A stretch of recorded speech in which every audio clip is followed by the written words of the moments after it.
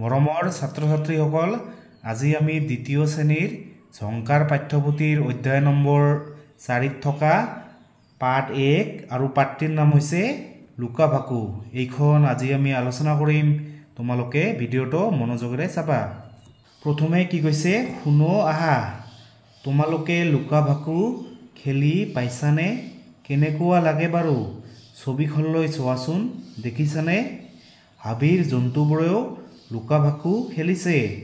সাধুটোত কি হ'ল শুনাচোন। মৰমৰ ছাত্ৰ-ছাত্ৰীসকল, তোমালোকে এই ছবিখনত চোৱাচোন। এইটো হৈছে কি? হাতী, এইটো বান্দৰ, এইটো হৈছে শিয়াল আৰু এইটো হৈছে কেৰ্কেটুৱা। ইহঁতে হাবিৰ মাজত লুকা ভাকু খেলিব। এইখন এখন ধুনীয়া সাধু হয়। মই লাহে লাহে পঢ়ি যাম, তোমালোকে শুনিবা আৰু বুজিবলৈ চেষ্টা কৰিবা। প্ৰথমতে কি কৈছে? এদিন এখন হাবিৰ জীৱ-জন্তুবোৰৰ লুকা ভাকু খেলিবলৈ মন গ'ল। শিয়াল, হাতী, কেৰ্কেটুৱা, বান্দৰ সকলো লগ লাগিল। সকলোৱে মিলি কোনে প্ৰথমে চকু মুদি থাকিব আলোচনা কৰিলে। অৱশেষত ঠিক হ'ল যে বান্দৰে চকু মুদি থাকিব। বাকী জন্তুবোৰে লুকাবলৈ গ'ল। কেৰ্কেটুৱা লুকাল এটা জোপোহাৰ আঁৰত। শিয়াল লুকাল এটা উই হাপলুৰ আঁৰত। তোমালোকে এই ছবিখনত চোৱাচোন। বান্দৰে কি চকু মুদি আছে আৰু বাকী জীৱ-জন্তুবোৰে ক'ত গ'ল? লুকাবলৈ গ'ল। এইটো হৈছে শিয়াল। শিয়াল ক'ত লুকাল? শিয়াল লুকাল উই হাপলুৰ আঁৰত। এইটো হৈছে উই পৰুৱাৰ বাহ। বাহৰ ওচৰত শিয়ালে লুকাল। তাৰপিছত এইটো হৈছে কেৰ্কেটুৱা।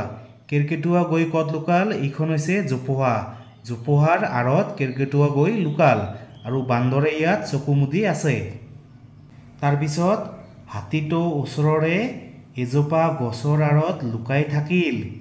সকলোৰে লুকোৱা হলত কেৰ্কেটুৱাই ক'লে, কুক। মইনাহঁত, তোমালোকে ছবিখনত চোৱাচোন। এইটো হৈছে হাতী। হাতী গৈ ক'ত লুকাল? হাতী এই গছজোপাৰ আঁৰত লুকাই থাকিল আৰু যেতিয়া সকলোৰে লুকোৱা হ'ল তেতিয়া কেৰ্কেটুৱাই কি ক'লে? কুক। তাৰপিছত চকু মেলিয়েই হাঁহি হাঁহি বান্দৰটো গছজোপাৰ ওচৰলৈ গ'ল। লুকাই থকা হাতীটোক ক'লে, ভা। মইনাহঁত, এইখন ছবিত চোৱাচোন। বান্দৰটোৱে চকু মেলিয়েই হাতীটোক দেখা পালে আৰু হাঁহি হাঁহি হাতীৰ ওচৰলৈ আহি কি ক'লে? ভা। তাৰপিছত সকলোৱে ঢেক ঢেককৈ হাঁহিবলৈ ধৰিলে। তাৰপিছত ইহঁতে সকলোৱে ওলাই আহিল আৰু সকলোৱে ঢেক ঢেককৈ হাঁহিবলৈ ধৰিলে। তাৰপিছত কি কৈছে? কথা পাতো আহা। তোমালোকে গল্পখন শুনি কি বুজিলা? তোমালোকে এতিয়া ক'বা।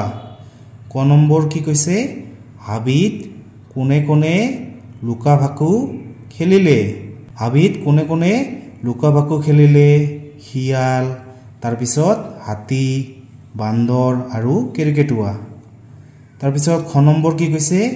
লুকা ভাকু খেলোতে কোনে চকু মুদি থকাটো ঠিক কৰিলে? কোনে চকু মুদি আছিল? কোনে আছিল?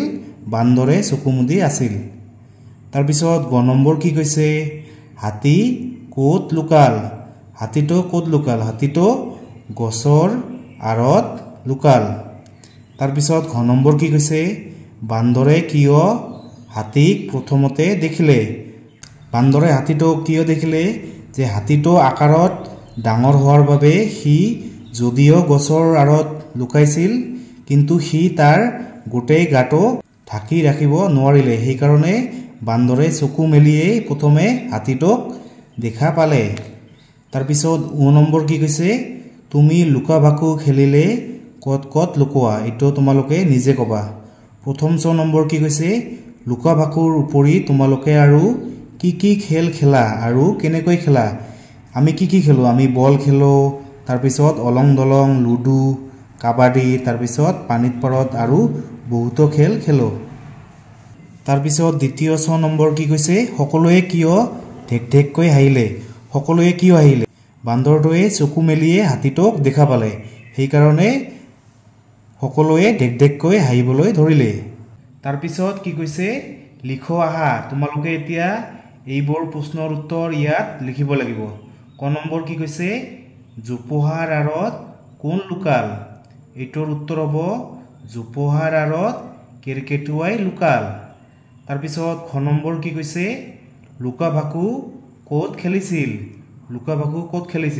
এইটোৰ উত্তৰ হ'ব লুকা ভাকু হাবিত খেলিছিল তাৰ পিছত গ নম্বৰ কি কৈছে শিয়ালে কিহৰ আঁৰত লুকাল এইটোৰ উত্তৰ হ'ব শিয়াল লুকাল এটা উই হাপলুৰ আঁৰত শিয়াল ক'ত লুকাল এটা উই হাপলুৰ আঁৰত লুকাল প্ৰথমে মইনাহঁত এই ছবিখনলৈ চোৱাচোন এইখন হৈছে কি এখন বাৰী ইয়াত কি আছে ইয়াত বহুতো পাচলি আছে এইবোৰ হৈছে বেঙেনা এইবোৰ হৈছে জাতিলাও এইবোৰ হৈছে ৰঙালাও তাৰ পিছত এইবোৰ হৈছে মূলা তাৰ পিছত ইয়াত আৰু কি আছে ইয়াত বহুতো ফলৰ গছ আছে এইটো হৈছে অমিতা গছ এইটো হৈছে কলগছ আৰু ইয়াত বহুতো ফলৰ গছ আছে এই ছোৱালীজনীৰ নাম কি ৰেজিয়া এই ছোৱালীজনীৰ নাম কি মনত ৰাখিবা ৰেজিয়াই কি কৰি আছে পাচলিত পানী দি আছে আৰু এই মানুহজন ৰেজিয়াৰ কি হয় দেউতা ৰেজিয়াৰ দেউতা কি ৰেজিয়াৰ দেউতা হৈছে এজন খেতিয়ক ই খেতি কৰি আছে চোৱাচোন কাম কৰি আছে পথাৰত কাম কৰি আছে এতিয়া মই এইখন লাহে লাহে পঢ়িম তোমালোকে শুনিবা কি কৈছে ৰেজিয়াৰ দেউতাক এজন খেতিয়ক তেওঁ কবি লাই তাৰ পিছত লফা আলু বেঙেনা আদিৰ খেতি কৰে তেওঁৰ বাৰীত ফলৰ গছো আছে কল মধুৰিআম জলফাই গছেৰে বাৰীখন ভৰি আছে আবেলি পৰত ৰেজিয়া বাৰীলৈ যায় তাই দেউতাকক শাক পাচলিত পানী দিয়াত সহায় কৰে শাক পাচলিবোৰ দেউতাকে বজাৰলৈ বেচিবলৈ নিয়ে তাৰপিছত কি কৈছে খালী ঠাই পূৰ কৰো আহা ক নম্বৰ কি কৈছে ৰেজিয়াৰ দেউতাক এজন ৰেজিয়াৰ দেউতাক এজন খেতিয়ক